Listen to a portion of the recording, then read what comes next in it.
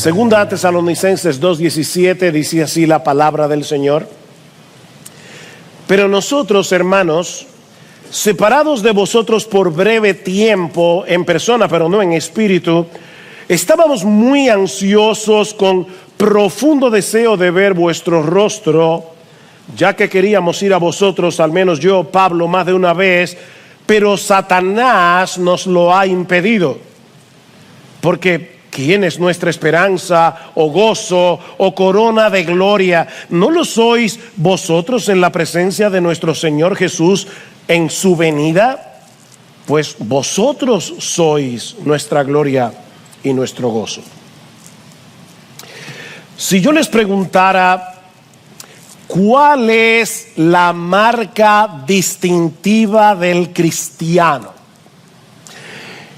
¿Qué es lo que evidencia sin lugar a dudas que una persona es un verdadero discípulo de Jesús?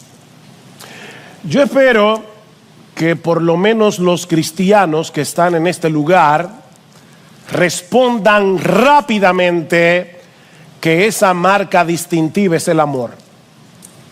El amor. Hablando de la relación de los cristianos entre sí, dice el Señor Jesucristo en Juan capítulo 13, versículo 35, que el mundo conocerá que nosotros somos sus discípulos si tenemos amor los unos por los otros. Y en 1 Corintios 13, Pablo nos dice que las tres virtudes cardinales de la vida cristiana son la fe, la esperanza y el amor, y que el mayor de los tres es el amor. Ahora, yo debo hacer una aclaración, sobre todo por amor a las personas que nos visitan en esta mañana. Nadie será salvo por amar. O sea, la Biblia no dice ama y serás salvo. La Biblia dice cree y serás salvo. Nadie será salvo por amar. Somos salvos por creer. Pero todo aquel que ha sido salvado por gracia por medio de la fe evidencia su salvación por medio del amor. El amor es la evidencia. Amados, amémonos unos a otros, el texto que leímos al inicio de este culto, porque el amor es de Dios. Todo aquel que ama es nacido de Dios y conoce a Dios. El que no ama no ha conocido a Dios, porque Dios es amor. Mis hermanos, no hay que saber griego para entender lo que Juan está diciendo aquí. Todo aquel que ama es porque es nacido de Dios. El que no ama no ha conocido a Dios. Y en este pasaje que acabo de leer en 1 Tesalonicenses, nosotros vemos claramente ejemplificado ese amor que distingue a los cristianos. Porque, mis hermanos, en su gracia común, la mayoría de la gente ama a otras personas. Pero aquí estamos hablando de un amor distintivamente cristiano, y lo veremos a medida que vamos desarrollando este mensaje. Y en Pablo nosotros tenemos un ejemplo de ese tipo de amor. Ahora, antes de entrar a considerar el contenido de este pasaje, es muy importante que nosotros veamos un poco de su contexto. Al poco tiempo de que Pablo y su equipo misionero llegaran a Tesalónica a predicar el evangelio, los judíos juntaron una turba que forzó a Pablo, a Silas y a Timoteo a huir de la ciudad. Y es así como Pablo y los demás llegan a Berea. De manera que los misioneros tuvieron muy poco tiempo, apenas unas pocas semanas, para discipular a estos nuevos creyentes y confirmarlos en su fe. Y tal parece que sus adversarios, los mismos que forzaron su salida, aprovecharon la ausencia de Pablo y de los misioneros para desacreditarlos, diciendo a estos nuevos creyentes que estos evangelistas en realidad no tenían ningún interés en ellos, que los habían abandonado. Y es precisamente para responder a esa acusación que Pablo escribe esta porción de la carta, que va desde el versículo 17 del capítulo 2 hasta el capítulo 3, versículo 12. Esto es toda una sola porción de la carta a los tesalonicenses. Y en toda esta sección hay una gran carga emotiva que no se percibe con la misma fuerza en nuestra versión en español. Para aquellos que nos visitan, el Nuevo Testamento se escribió en el idioma griego, y siempre que se traduce un documento de un idioma a otro, algo se pierde. El comentarista Hendrickson, cuando digo que algo se pierde, me refiero a la fuerza, no a la palabra en sí. Nosotros tenemos la palabra de Dios en español y es la palabra de Dios.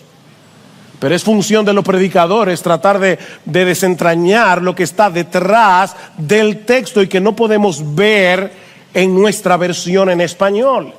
El comentarista Hendrickson dice que a partir de este momento el estilo de Pablo se torna intensamente emocional. Las palabras mismas parecen temblar, dice Hendrickson. Es por eso que hemos titulado este sermón Anatomía del amor cristiano. Porque miren, mis hermanos, cuando uno lee este pasaje con detenimiento, casi puede escuchar el latido de Pablo, el latido de su corazón por estos hermanos de Tesalónica. Vamos a dividir este pasaje en tres partes y yo espero que sean fáciles de recordar. En primer lugar, un anhelo ferviente. En segundo lugar, un obstáculo formidable. Y en tercer lugar, una esperanza motivadora. Miren qué fácil. Un anhelo ferviente, un obstáculo formidable y una esperanza motivadora. Veamos entonces, en primer lugar, el anhelo ferviente de los misioneros y especialmente de Pablo de regresar a Tesalónica para fortalecer a estos nuevos creyentes en la fe. Vean otra vez el versículo 17.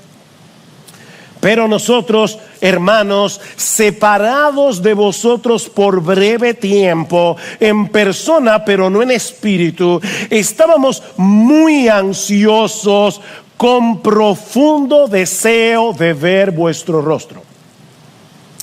La palabra que se traduce como separación es un verbo compuesto que de paso solo aparece aquí en todo el Nuevo Testamento y que significa quedarse huérfano.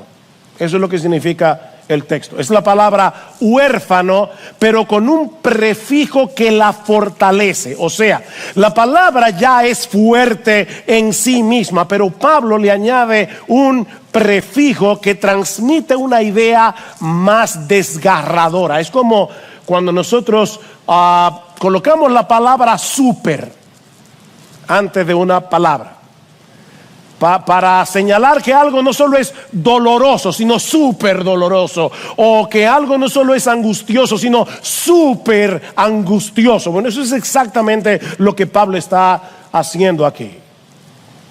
Este verbo sugiere una separación violenta, una separación desgarradora, dolorosa, profundamente dolorosa, como la de un niño que ha perdido de repente a sus padres, o como alguien que ha perdido un miembro de su cuerpo.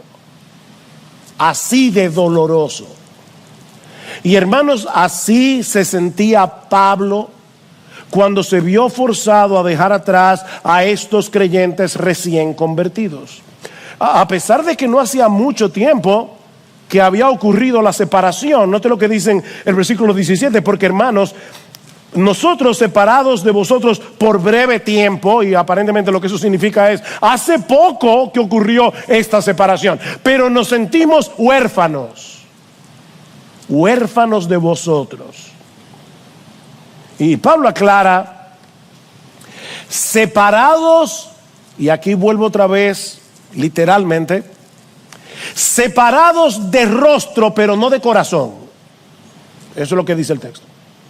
De rostro, pero no de corazón.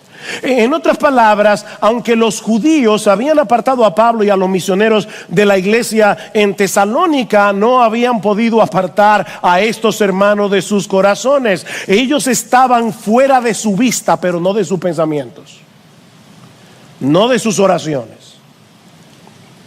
El amor por ellos permanecía intacto a pesar de la lejanía, y de ahí el anhelo ferviente de Pablo de volver a verlos. Noten otra vez el versículo 17. Yo quiero ir palabra por palabra, hermanos. Pero nosotros, hermanos, separados de vosotros por breve tiempo, en persona pero no en espíritu, estábamos muy ansiosos, con profundo deseo de ver vuestro rostro. Y una vez más, el lenguaje es muy emotivo. La palabra que se traduce como ansioso conlleva la idea de apresurarse, de esforzarse. O sea, no se trata de una mera emoción, sino de una emoción que mueve la voluntad. Lo que Pablo está diciendo es que ellos se habían esforzado al máximo por regresar a Tesalónica. Porque hay gente que se vuelve ansiosa y no hace nada. Es como esas personas que están muy ansiosas sentados en una mecedora. Solo se mueven en el mismo sitio. Pero aquí no estamos hablando de ese tipo de ansiedad. Es una emoción que te mueve a la acción. Pablo está diciendo, para responder a las acusaciones que se habían hecho contra ellos, nos hemos esforzado al máximo por regresar a Tesalónica, porque tenemos un profundo deseo de volver a verlos. Y esta palabra, que se traduce como deseo, es la misma que se traduce como concupiscencia en el capítulo 4, versículo 5.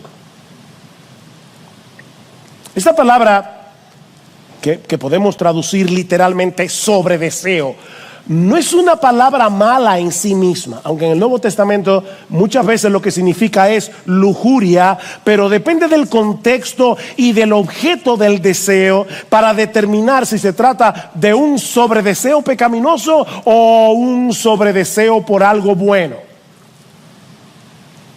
Expresa un deseo muy intenso por algo. Los misioneros deseaban intensamente regresar a Tesalónica, porque estaban preocupados por el estado espiritual de estos recién convertidos, y eso lo veremos cuando estudiemos el capítulo 3, pero déjenme darles una idea. Versículo 1 del capítulo 3: por lo cual, no pudiendo soportarlo más, pensamos que era mejor quedarnos solos en Tesalónica, y enviamos a Timoteo, nuestro hermano y colaborador de Dios en el Evangelio de Cristo, para fortalecerlos y alentarlos respecto de vuestra fe. Capítulo 3, versículo 5. Por eso también yo, cuando ya no pude soportar más, envié para informarme de vuestra fe, por temor a que el tentador os hubiera tentado y que nuestro trabajo resultara en vano. Pero ahora Timoteo ha regresado de vosotros a nosotros y nos ha traído buenas noticias. Y la palabra ahí es evangelio. Es la única vez que Pablo usa la palabra evangelio que no sea para el evangelio de Jesucristo. La única vez. Las noticias de Pablo, de Timoteo, dice Pablo, me sonaron como un evangelio para mí. Las buenas noticias de vuestra fe y amor, y de que siempre tenéis buen recuerdo de nosotros, añorando vernos como también nosotros a vosotros. Por eso, hermanos, en toda nuestra necesidad y aflicción fuimos consolados respecto a vosotros por medio de vuestra fe. Y ahora escuchen: porque ahora sí que vivimos si vosotros estáis firmes en el Señor. ¡Wow! ¡Qué amor! ¡Qué amor! Mis hermanos, el verdadero amor cristiano se preocupa genuinamente por la condición espiritual de sus hermanos en la fe. Si bien es cierto que es Dios el que da el crecimiento, Dios usa medios para que sigamos avanzando hacia la madurez. Eso es lo que Pablo nos presenta en Efesios capítulo 4. Es hablando la verdad en amor que podemos crecer para ser cada vez más semejantes a nuestro Señor Jesucristo. Lo que esto significa, en palabras más sencillas, es que es en el contexto del discipulado mutuo que la iglesia avanza hacia la madurez cristiana. Y ese discipulado no es un programa. Alguna gente nos pregunta, ¿ustedes tienen un programa de evangelismo? De discipulado, perdón. No, esto no es un programa, hermanos, es el resultado de una genuina preocupación por el crecimiento de tu hermano. En otras palabras, tú y yo tenemos una responsabilidad de ayudar en lo que podamos al crecimiento de otros, así como nosotros necesitamos la ayuda de otros para crecer. Déjame hacerte una pregunta. ¿Tú estás discipulando a alguien ahora mismo? El discipulado no tiene que ser una cosa de 1 año, de 2 años, de 3 años. Puede ser simplemente que tú tomes a un nuevo creyente y le enseñes cómo leer su Biblia, cómo orar, cómo confesar sus pecados, animarlo a ser miembro de la iglesia. Tú estás discipulando a alguien o alguien te está discipulando a ti ahora mismo. Esto no es un programa. Es simplemente el resultado del amor. El discipulado es una manifestación concreta del amor. Pablo, Silas y Timoteo estaban realmente preocupados por el estado espiritual de estos nuevos creyentes. Pero ¿sabes qué?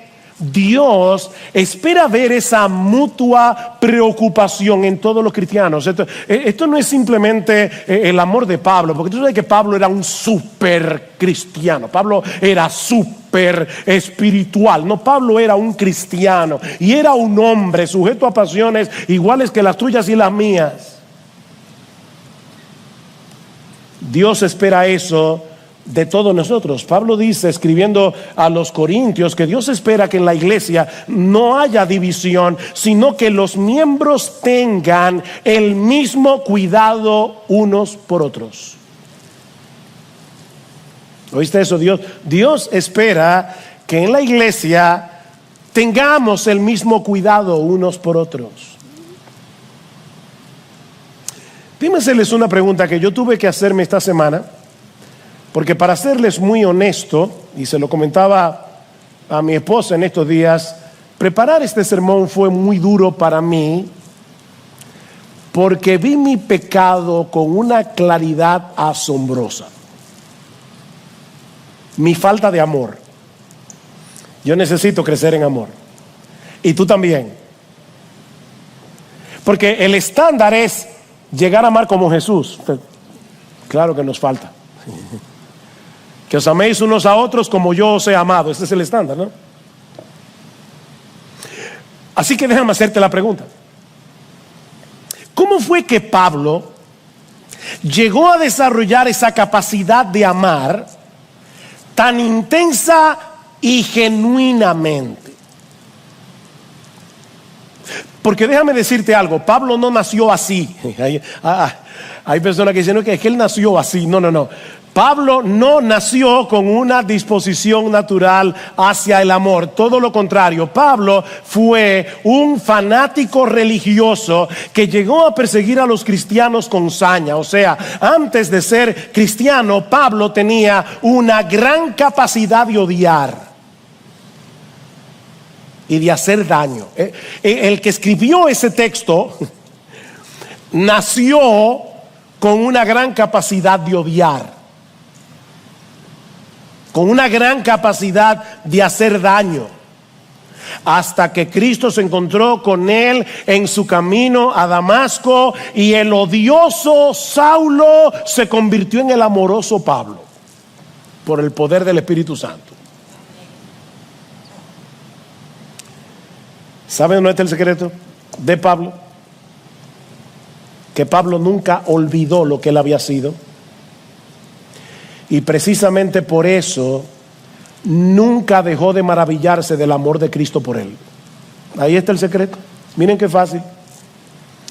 Pablo nunca olvidó lo que él había sido y nunca dejó de maravillarse del amor de Cristo. Y era precisamente el hecho de sentirse tan amado lo que lo movía a amar a otros sin condición. Él mismo escribió en 2 Corintios capítulo 5 versículo 14, el amor de Cristo nos constriñe, el amor de Cristo nos presiona, el amor de Cristo nos motiva pensando esto, y lo que significa es considerando seriamente esto, que si uno murió por todos, luego todos murieron y por todos murió, para que los que viven ya no vivan para sí, sino para aquel que murió y resucitó por ellos. ¿Ves el ya no vivan? Porque todos nosotros antes de ser cristianos vivíamos para nosotros mismos, pero alguien llamado Jesús murió por nosotros en una cruz. ¿Y sabes para qué? Para que ya no sigas viviendo para ti mismo.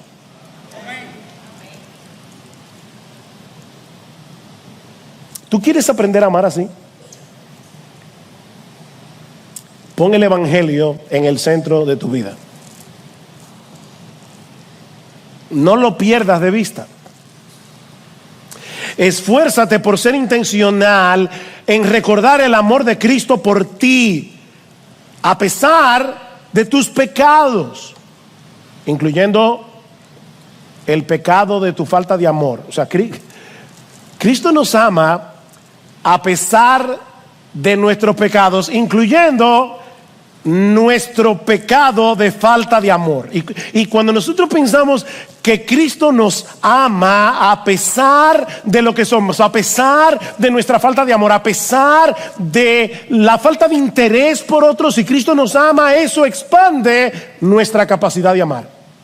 El hecho de verme amado, tan amado por alguien que me conoce a la perfección, por alguien que conoce mis debilidades, por alguien que sabe que muchas veces para hacer un bien yo tengo que obligarme a mí mismo porque no quiero hacerlo, porque es más fácil quedarme viendo una serie de Netflix que ir al hospital a visitar a un enfermo. Para mí, por lo menos, yo no sé para ti, es más fácil. Y cuando yo entiendo, wow, Cristo me ama a pesar de lo que de cómo Él me conoce, de todos los pensamientos que me pasan por la cabeza que nadie ve, eso expande mi capacidad de amar. Ven, es el evangelio. En cierto modo, podemos decir que Pablo supo capitalizar su pasado. ¿Cómo así? Bueno, que en vez de paralizarse por la culpa de haber sido un perseguidor de la iglesia, Pablo convirtió su pasado pecaminoso en una especie de combustible que alimentaba la llama de su amor por Cristo y de su iglesia. Wow, Cristo me ama. A pesar de lo que fui, a pesar de lo que soy, Pablo nunca dejó de asombrarse que Cristo lo amara tanto, que no solo lo salvó, sino que lo convirtió en un apóstol. Pablo dice en Efesios 3, me encanta este versículo: a mí, que soy menos que el más pequeño de todos los santos. Definitivamente Pablo sabía acumular las palabras, ¿verdad? Para expresar una idea. A mí, que soy menos que el más pequeño de todos los santos, me fue dada esta gracia de anunciar entre los gentiles el evangelio de las inescrutables riquezas de Cristo. Pablo dice, yo no puedo entender cómo Cristo me ama tanto. Y por eso podía amar como Él amaba, siendo un hombre como tú y como yo, que seguramente tenía que luchar con sus propios pecados. Ahora, Pablo no solo estaba muy consciente del amor de Cristo, en contraste, ¿verdad?, con su pecaminosidad, sino también del hecho de que Cristo lo había colocado en medio de esa familia que él antes perseguía. Esos que antes eran el objeto de su odio, ahora eran sus hermanos. ¿Ven cómo comienza el texto? Pero nosotros, hermanos, y alguien puede decir, Bueno, pastor, pero usted sabe que Pablo le llamaba hermano a todos los cristianos. Ya está viendo más de la cuenta. No, yo no creo que el uso de la palabra hermanos aquí sea casual. Y no lo creo por la cantidad de veces que Pablo usa la palabra hermanos en esta carta. Para que tengan una idea, ¿cuántos capítulos tiene la carta a los romanos? 16 capítulos. ¿Cuántos capítulos tiene Primera Tesalonicenses? 5 capítulos. ¿Saben cuántas veces Pablo usa la palabra hermanos en toda la carta de los romanos? 20 veces. ¿Saben cuántas veces usa la palabra hermanos en estos 5 capítulos de Primera Tesalónica? 19 veces, casi la misma cantidad, con 11 capítulos de diferencia. Hermanos, hermanos, hermanos.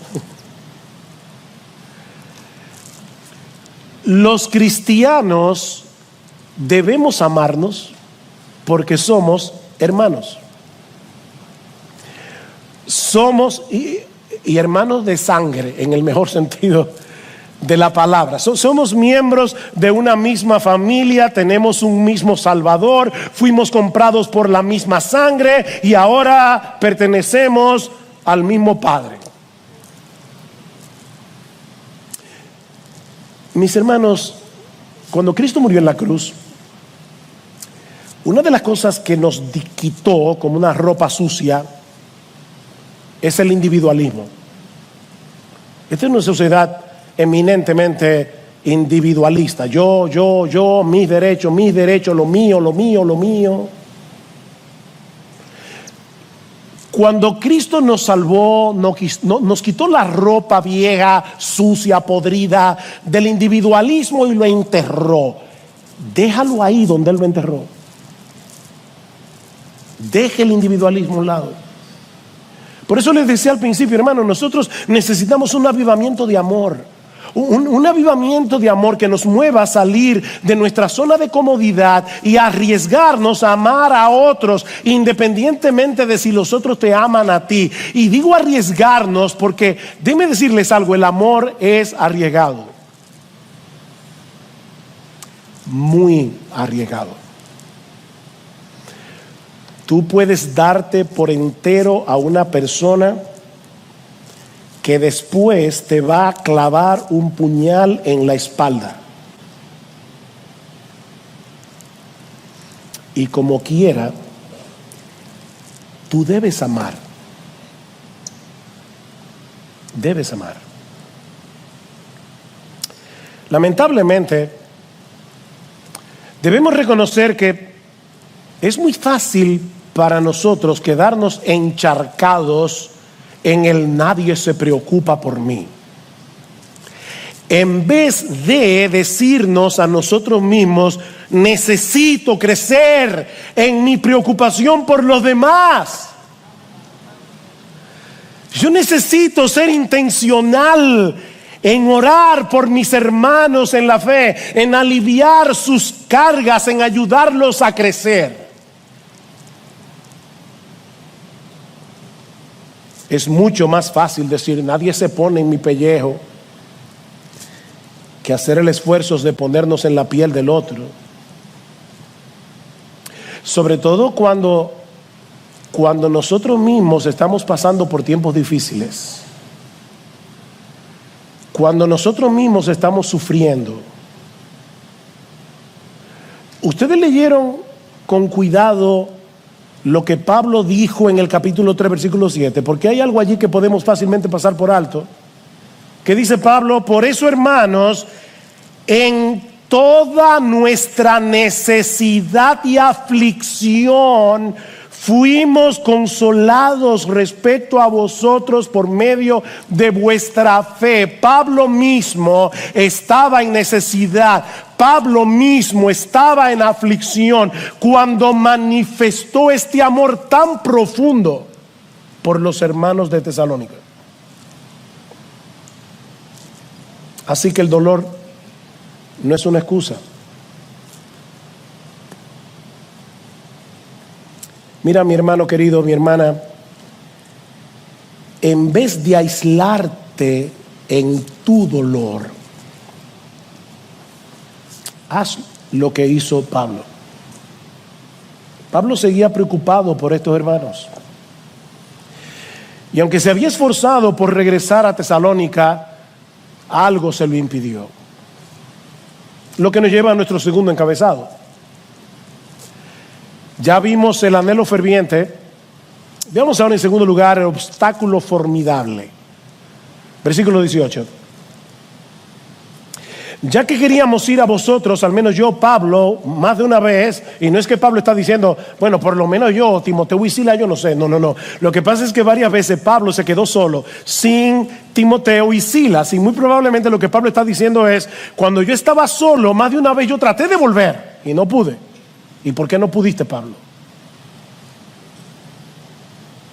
Porque Satanás nos lo ha impedido. ¿Qué texto más misterioso, verdad? Satanás me lo impidió, o Satanás nos estorbó, como dice la Reina Valera del 60. Este es un término militar que hace referencia a las trincheras que cavaban en el camino las tropas enemigas para evitar que el otro ejército avance. Esa es la idea. Así que Pablo está señalando a Satanás aquí como una fuerza opositora que se opone al avance del evangelio. Ahora, nosotros no sabemos cómo fue que Satanás le impidió a Pablo regresar a Tesalónica, porque Pablo no lo dice, así que no nos vamos a poner a especular. Tampoco sabemos cómo es que Pablo podía saber con tanta certeza que fue el diablo que se lo impidió. Y esto es interesante porque en el libro de los Hechos, en el capítulo 16, por lo menos vemos 2 ocasiones en que fue el Espíritu Santo el que le impidió a Pablo y a su equipo misionero avanzar. Dice en Hechos capítulo 16 que Pablo y su equipo misionero pasaron por la región de Frigia y Galacia, habiendo sido impedidos por el Espíritu Santo de hablar la palabra en Asia. Y cuando llegaron a Misia, intentaron ir a Bitinia, pero el Espíritu de Jesús no se lo permitió. ¿Ven? El Espíritu Santo estaba poniéndole obstáculos a Pablo, y lo estaba haciendo para obligarlo, para forzarlo. Si ustedes ven un mapa de Asia Menor, se van a dar cuenta que Pablo está recorriendo Galacia, Bitinia, y llega a un punto que solo le queda Troas, y después de Troas está el mar. Y es ahí donde aparece un varón macedonio que le dice a Pablo: pasa a Europa y ayúdanos. Así que el evangelio llega a Europa porque el Espíritu Santo, que aquí es identificado como el Espíritu de Jesús, tiene un plan misionero, y conforme a ese plan misionero estaba acercando a Pablo para que el evangelio llegara a Europa. Así que yo vuelvo a preguntar: ¿cómo podía Pablo saber que en esa ocasión el impedimento vino del diablo y no del Espíritu Santo?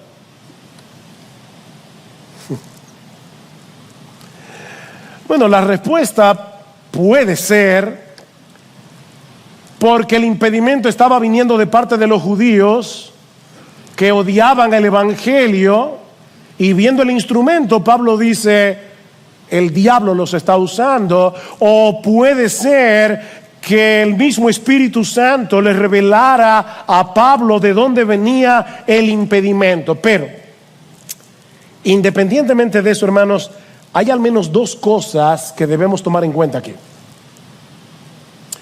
La primera es que en el avance de la obra de Dios en el mundo, ni el Espíritu Santo ni Satanás son observadores pasivos. Eso es obvio. Mientras el Espíritu Santo está usando a los siervos de Dios para que se propague el evangelio, el enemigo de nuestras almas está haciendo todo lo que esté a su alcance para obstaculizarlos. El diablo odia el evangelio. De hecho, mi amigo que estás aquí sin Cristo, déjame decirte algo. ¿Sabes por qué el diablo odia el evangelio? Porque Satanás no quiere que tú escuches el evangelio, porque el evangelio es poder de Dios para salvación. Y el diablo es tan cruel que quiere arrastrarte con él al infierno. Por eso el diablo odia tanto el evangelio. No es de gratis.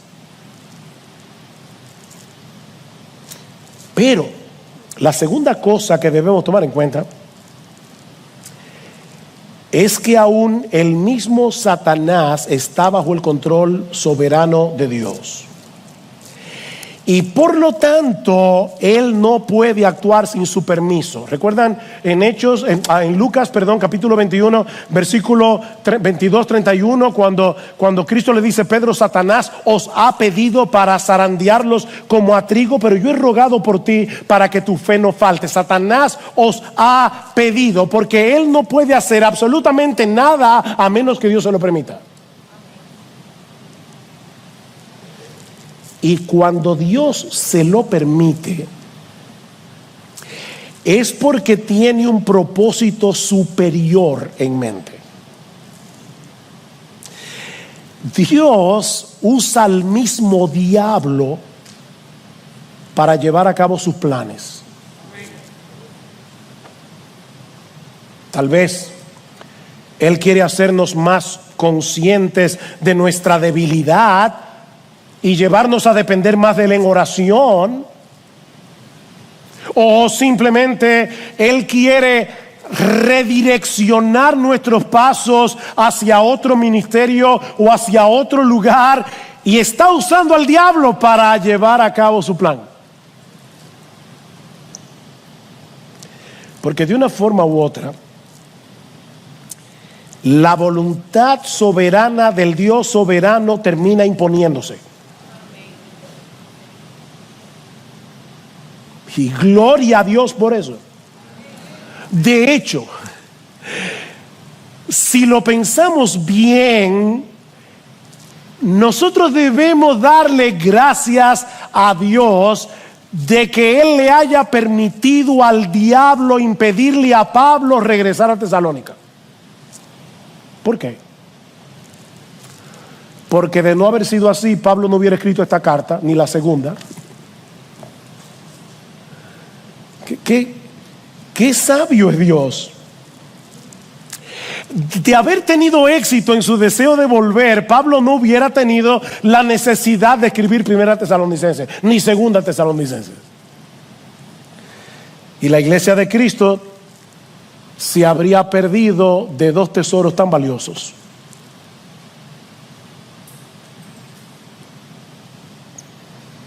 La voluntad de Dios termina imponiéndose de un modo u otro. Y su voluntad siempre es buena, es agradable y es perfecta, dice Pablo en Romanos 12. Siempre. Aún cuando usa al mismo diablo.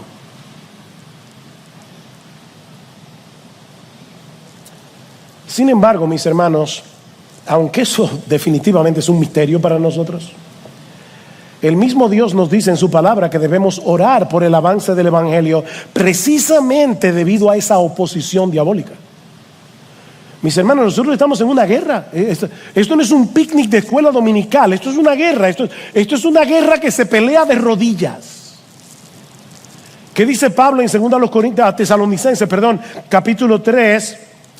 Versículos 1 al 3, dice: finalmente, hermanos, orad por nosotros para que la palabra del Señor se extienda rápidamente y sea glorificada, así como sucedió también con vosotros, y para que seamos librados de hombres perversos y malos, porque no es de todos la fe. Pablo está diciendo: oren por nosotros, porque la obra no se hace sin impedimento. Y en Efesios capítulo 6, ustedes conocen el texto: no tenemos lucha contra sangre y carne, sino contra principados, contra potestades, contra huestes de maldad en las regiones celestes. Y ahora Pablo termina diciendo: tomen la armadura de Dios y oren por mí, para que me sea dada palabra, para que yo pueda, en medio de esta guerra, yo pueda dar a conocer el evangelio como yo debo predicarlo. Oren por mí, dice Pablo, aún para que Dios me dé valor. Oren por eso. Cuando sus pastores salen a predicar, hermanos, estos o los hermanos que van a Primavera, o los hermanos que van a Yabonico y a otros lugares, que salen cada domingo de esta iglesia y de otras iglesias de Cristo en el mundo entero a predicar el evangelio, el diablo está atento, no el mismo Satanás, porque él no es omnipresente, pero sus huestes demoníacas quieren impedir que el evangelio se expanda. ¿Y qué debemos hacer nosotros? Orar. Orar, mis hermanos, porque este es un enemigo que no podemos enfrentar en nuestras propias fuerzas, y porque lo que está en juego aquí es demasiado precioso. Y eso nos lleva a nuestro tercer encabezado. Ya hemos visto un anhelo ferviente, hemos visto un obstáculo formidable. Veamos ahora, en tercer y último lugar, una esperanza motivadora. Una esperanza motivadora. Además del profundo amor que los misioneros sentían por los creyentes de Tesalónica, su anhelo de volver a verlos y confirmarlos en su fe era motivado por el gozo que estos creyentes producían en el corazón de Pablo en el presente, y el gozo que estos creyentes producirían en el corazón de Pablo en la segunda venida de Cristo. Vean el versículo 19. Segunda Tesalónica 2:19. Porque ¿quién es nuestra esperanza, o gozo, o corona de gloria? ¿No lo sois vosotros en la presencia de nuestro Señor Jesús en su venida? Pues vosotros sois nuestra gloria y nuestro gozo. Obviamente, nuestra esperanza y nuestro gozo cuando lleguemos al cielo será encontrarnos con Jesús. Nada sobrepasará el gozo y la alegría de estar en su presencia. Pero lo que Pablo está diciendo es que también será motivo de mucha alegría ver en nuestros hermanos, estoy escogiendo cada palabra, no ver a nuestros hermanos, no, eso también será de alegría, pero ver en nuestros hermanos el resultado del trabajo que hicimos aquí para beneficio de ellos. Déjenme explicar esto con calma, porque quiero animarlos. Miren, hay muchas personas que intervienen en la salvación y edificación de cada creyente. Y es imposible establecer de este lado de la eternidad qué papel le tocó a cada uno. Escribiendo a los Corintios, Pablo dice: yo planté, Apolos regó, pero el crecimiento lo ha dado Dios. Así que ni el que planta es algo, ni el que riega es algo, sino Dios que da el crecimiento. Así que al final la gloria es de Dios, porque Él es el que hace eficaz el fruto de nuestro ministerio. Pero en ese mismo pasaje, Pablo dice que nosotros somos colaboradores de Dios. Somos colaboradores. ¿Qué socios tiene Dios, verdad? Sí. Somos colaboradores de Dios. Y todos los que intervinieron en esa cadena de evangelismo, discipulado, recibirán su recompensa.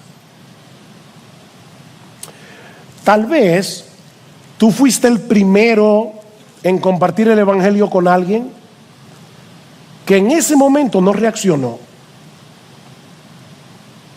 Luego vino otro y regó la semilla que tú habías sembrado. Y luego vino otro, años después, ya tú ni te acuerdas que tú le predicaste el evangelio a esa persona, que volvió a regar la semilla que tú sembraste. Hasta que allí fue cuando Dios dijo: vive, y la persona se convirtió.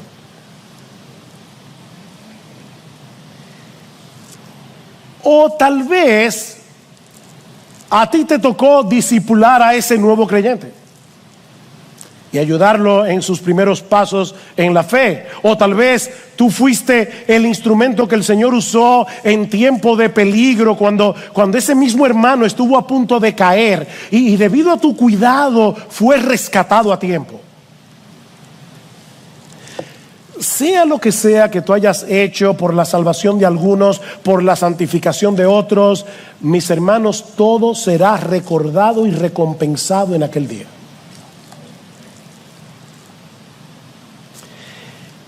Mira, tal vez las personas que tú beneficiaste ni te lo agradecieron. O tal vez ya tú ni te acuerdas que tú fuiste parte de ese proceso. Ni te acuerdas. ¿Tú recuerdas a todas las personas que tú has animado en esta iglesia? ¿O tú recuerdas a quienes tú le has predicado el evangelio a lo largo de toda tu vida cristiana? Hay una historia famosa de un señor llamado Luke Short, un inglés, que oyó el evangelio a través de un pastor muy famoso en la época de los puritanos, Richard Sibbes, y no se convirtió. 15 años tenía. Luke Short emigró a las colonias americanas y cuando tenía más de 90 años de edad, sentado en una piedra en su campo, recordó la prédica de Richard Sibbes que él oyó cuando tenía 15 años y se convirtió.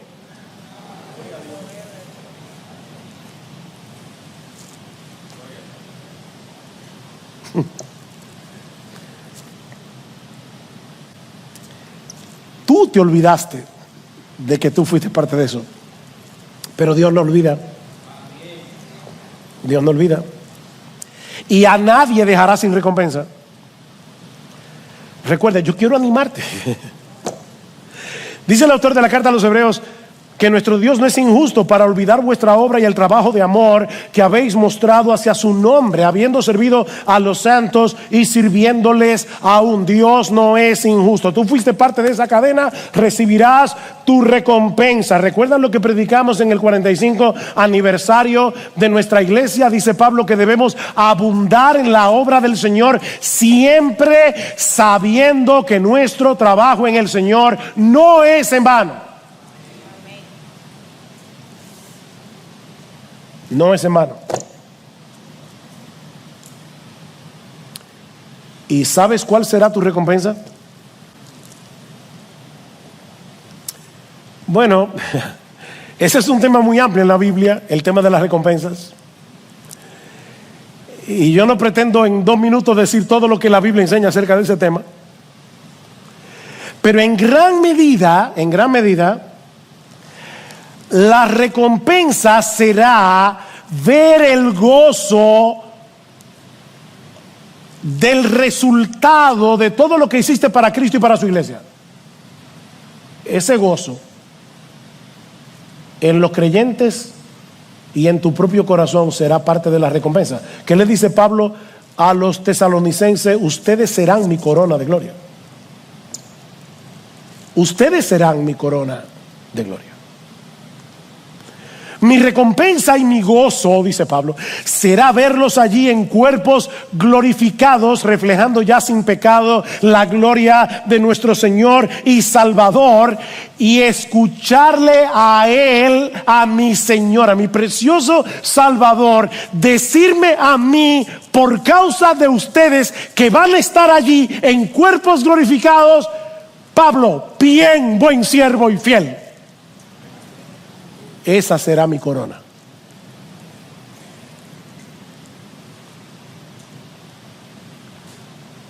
Bien, buen líder de grupo pequeño. Te ocupaste de tus hermanos que estaban allí en ese grupo. Bien, buen maestro de escuela dominical.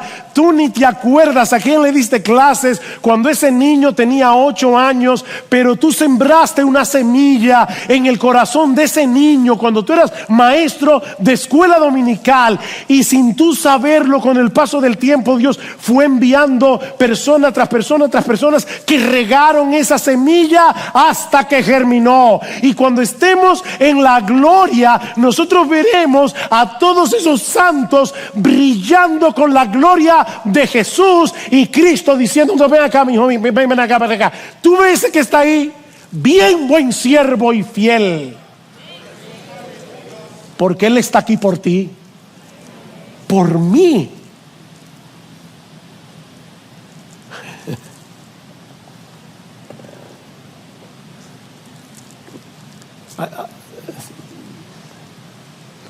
Estoy mirando el reloj.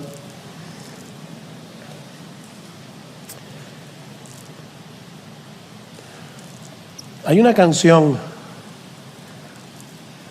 que la letra no es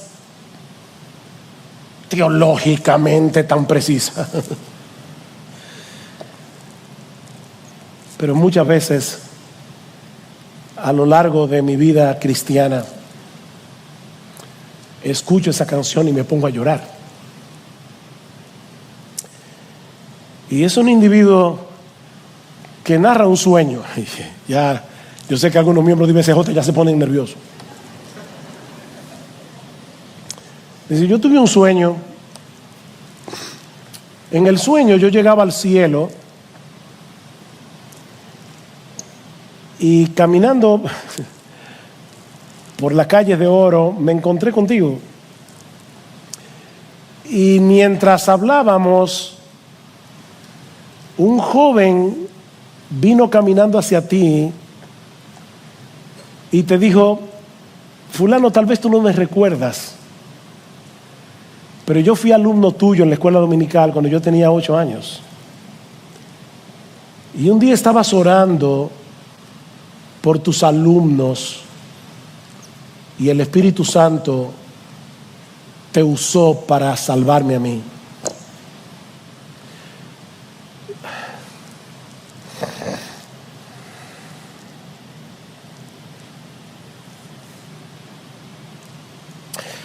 Y luego vino otro y te dijo: ¿tú te acuerdas cuando un misionero llegó a la iglesia y dio un reporte y pidió una ofrenda por esa obra misionera, y tú no tenías mucho, pero lo poco que tenías lo diste, y el Señor usó tu ofrenda para que ese misionero pudiera volver al campo misionero, y yo fui salvo? Y la canción tiene un estribillo, un corito, un coro que dice: gracias por haberte dado al Señor. Yo soy una vida que fue transformada porque tú te diste al Señor. Y él termina diciendo: yo sé que dicen que en el cielo no habrá lágrimas, pero me parece que tú te volteaste y me pareció ver una lágrima en tus ojos. Gracias por haberte dado al Señor. Gracias. Porque en el cielo no solo viviremos amando, sino también contemplando por siempre, por los siglos de los siglos, el fruto de nuestro amor terrenal. Lo que tú hiciste aquí por amor, tú verás el fruto allá, por los siglos de los siglos. No se cansen de hacer el bien, le dice Pablo a los Gálatas, porque a su tiempo segaremos y no desmayamos. No te canses. No te canses de discipular a otro. No te canses de consolar al afligido. No te canses de predicar el evangelio. No te canses. Padres, no se cansen de criar a sus hijos. Yo sé que a veces parece que la labor no está dando resultado. Padres, no se cansen de orar por ellos. A su tiempo segaremos y no desmayamos.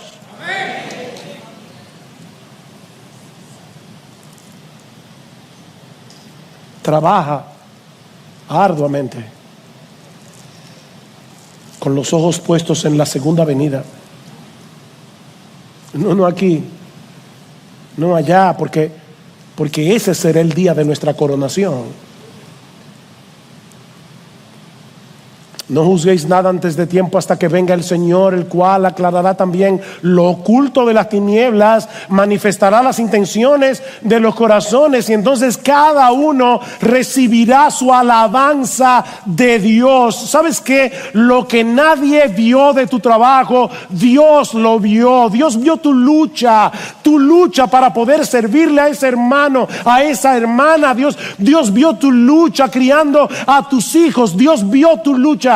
Y cuando Dios aclare las intenciones del corazón, cuando eso que ahora está oculto en las tinieblas salga a la luz, cada uno recibirá su alabanza de Dios, y Dios no miente.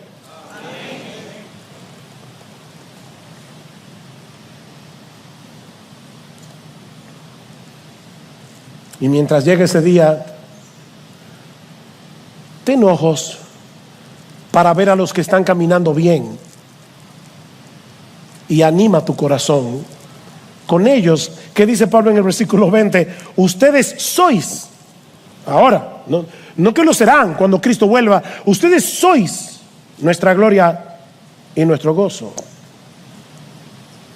Esta iglesia llenó de gozo y de alegría el corazón de Pablo, cuando muchos otros fueron motivo de desaliento para él. Mis hermanos amados de Iglesia Bíblica del Señor Jesucristo, los pastores somos alentados, somos animados por la iglesia. No solamente cuando nos dicen palabras de ánimo. Somos animados al verles recibir la palabra predicada con un corazón enseñable. Somos animados al percibir en los miembros cómo están tomando en serio su propio crecimiento espiritual y el crecimiento espiritual de sus hermanos. Créannos, amados hermanos de IBCJ, eso anima nuestro corazón como nada más puede hacerlo. Yo no tengo mayor gozo que este, dice Juan, que el ver a mis hijos andando en la verdad. Así que, queridos hermanos de IBCJ, cada uno de ustedes tiene el potencial de animar el corazón de sus pastores, y no solo con palabras, sino y sobre todas las cosas, cuando vemos que todos juntos como iglesia estamos pareciéndonos cada vez más a Jesús.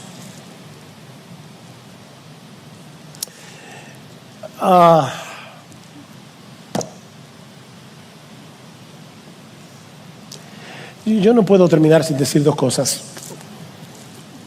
Sí, me pasé. Una vez al año no hace daño, dicen los cubanos. Déjeme añadir solo dos cosas. Voy a tratar de ser breve. Voy a ser breve.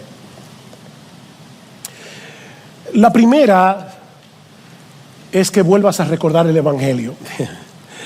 Vuelve a recordar el Evangelio, porque miren, es muy difícil escuchar un mensaje como este y no sentirse muy mal, bien convicto de pecado. Se lo digo por mí. Nos quedamos tan cortos al ver ese ejemplo de amor. Pero recuerda, mi hermano, mi hermana, que Cristo vivió, murió y resucitó por ti, para reconciliarte con el Padre. Él llenó la medida de amor que nosotros jamás vamos a poder llenar de este lado de la eternidad, que de hecho ni siquiera Pablo la pudo llenar, una medida que nadie puede llenar. Y la sangre que Él derramó en la cruz hace 2000 años todavía nos limpia de pecados, incluyendo nuestra falta de amor. Si confesamos nuestros pecados, Él es fiel y justo para perdonar nuestros pecados y limpiarnos de toda maldad. ¿Has podido identificar en ti falta de amor? ¿Has podido identificar en ti áreas en las que tú puedes crecer en el amor? Pídele perdón al Señor y el Señor te perdonará. Recuérdate de nuevo el Evangelio para que no te quedes aplastado por el peso de la culpa y puedas regocijarte otra vez en tu salvación y seguir corriendo. Pero no lo dejes ahí.